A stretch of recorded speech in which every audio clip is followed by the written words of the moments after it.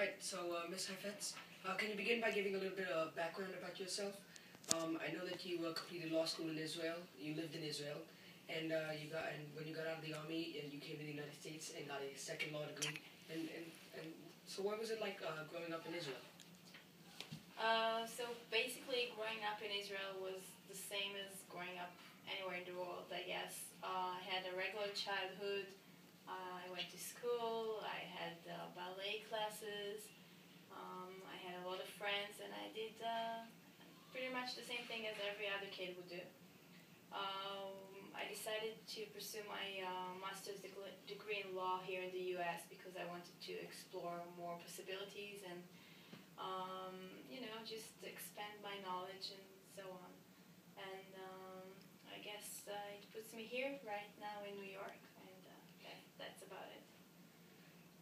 I know that you are the counsel for Israel's Department of Finance, or on the council. Please correct me if I'm wrong, but can you please explain your daily routines, if you can? Sure. So I'm the legal counsel at the Israeli Economic Commission in New York, which is basically a part of the Ministry of Finance in Jerusalem.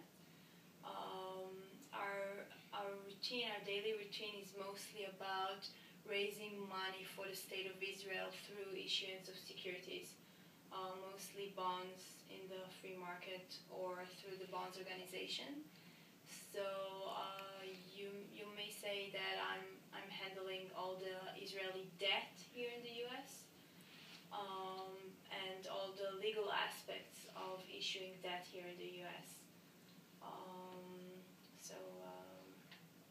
That's basically it.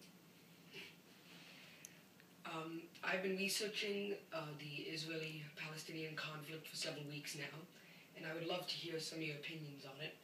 I know that the conflict is basically over a line in the sand, and since 1967, Palestine has wanted their pre-1948 borders back.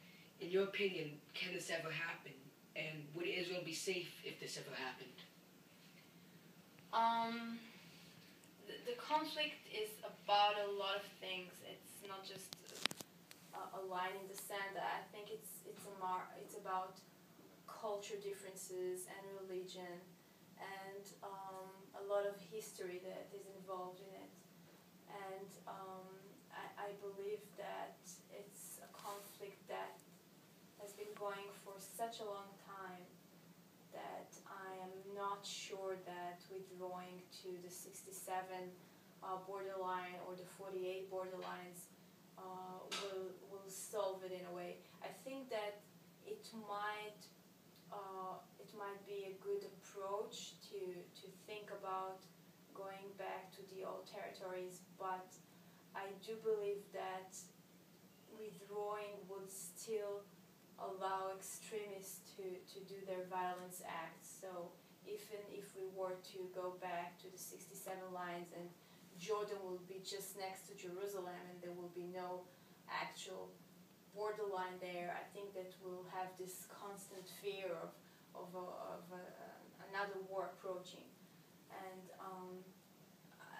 I do believe that we will have peace at the end, but I think it will take a long time to do that, and we'll have to secure our borders very well in order to do that.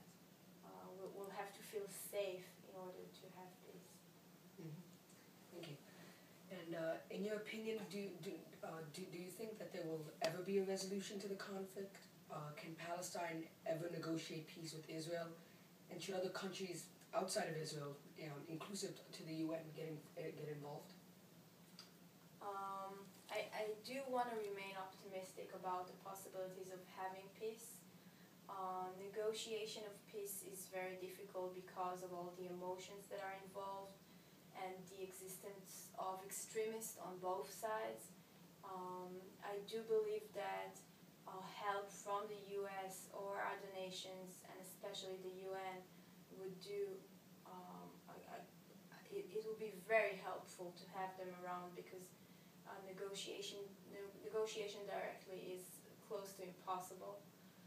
We would also have to guarantee our safety in the new borderline, and we will only be able to do that with the help of the UN and the help of the United States, both financially and through other methods such as sending troops and sending um, objective personnel over to supervise such an agreement. Mm-hmm.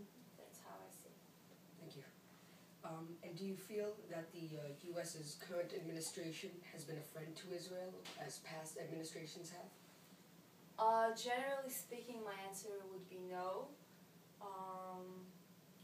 I think that prior administration were much pro-Israel, not only in the sense of the Palestinian and Israeli conflict, but also in other aspects such as the Iranian conflict and the whole tension in the Middle East.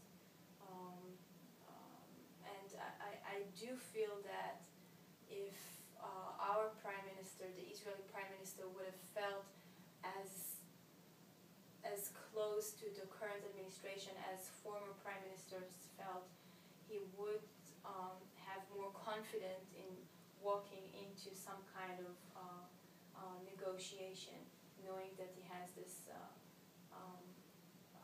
support but I mean that's it basically. Yeah. And so what does peace, I mean, like the word peace, really mean to the Israelis, and what does it mean to the Palestinians, or the Arabs in general, you could say? I think that when you're trying to explain the perception of peace, you could only really do it from your side of I mean, I can't speak for the Palestinians because it's really a matter of perception. When I was little, I went to the Scouts, and we discussed the terms of what is a good Israeli. And the girls, 10-year-old girls said, a good Israeli is one who supports his children, who is a nice person, who is good to his wife, who is having a job. This is what a good Israeli to them. And then she asked us, what is a good Palestinian? And everyone said, someone who doesn't hurt us, someone who doesn't turn on explosives, someone who doesn't participate in terror attacks. And then she asked us again, what would you think that a Palestinian woman would answer the same question? And we then understood that it's just a matter of perception. The way that we look at things is completely different than the way they look at things. But if you would still ask me that question, I'd say that peace for an Israeli person would be just to do his routine, his daily routine, without interruption. Whether it's the economic process, whether it's going to work and not being afraid that tomorrow war would start and would change everything. But for a Palestinian, I think it's about not being occupied anymore and having a life of its own and having independence and having a normal family life. And I think it's completely different, and I think their interests should be much more serious than the Israelis who has their lives in a way. But again, it's a matter of perception, so I don't want to speak on their behalf. All right. So does the average Israeli always keep this conflict in the back of their minds, or can they plan ahead and think beyond it? Surprisingly enough, I think that the average Israeli doesn't think about it on a daily basis. I think, in a way, we're trying to be indifferent to it. We're trying not to think about it.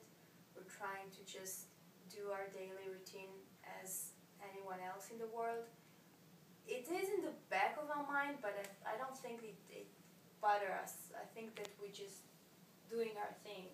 And even when we read the paper in Israel, we would much rather read about something in the economic field and to see how Israel is doing in terms of growth and financial stability. And we probably wouldn't read about how the army is handling the last conflict. I guess it's a matter of having less control over it. So if you don't have any control over it and you think it's something that will take years to fix, you just take a step back and hope for the best. So that's basically my answer. Thank you. And so last question. I'm 14 years old, sorry, and I have many dreams and visions of what I think I would like to do in my life. Does a 14-year-old boy in Israel have the same dreams as I have, or does he worry about where he will be in the future? I think that the only major difference between yourself and a 14 years old in Israel would be knowing that in 4 years from now you'll have to go to the army and you're not sure how it's going to be and whether or not you're going to participate in a combat or will there be a war or something like that. But other than the fact that you'll have the army in Israel, everything else is the same. 14 years old is as much interested in sports and school and girls and everything, I guess, very similar to you. And he also have his ambitions and dreams and would want to go to school and then to travel around the world. And in a way, he may even be more excited about exploring his options than the average American, because Israel is so small and because he would want to see other things and learn other languages. But I think you will find a lot of similarities between you and the average Israeli. I'm not sure that I could say the same about the average Palestinian kid because his resources are very limited. But I hope he has the same dreams, or at least he shares similar dreams to yours. That's great. Thank you so much. Sure. Good luck.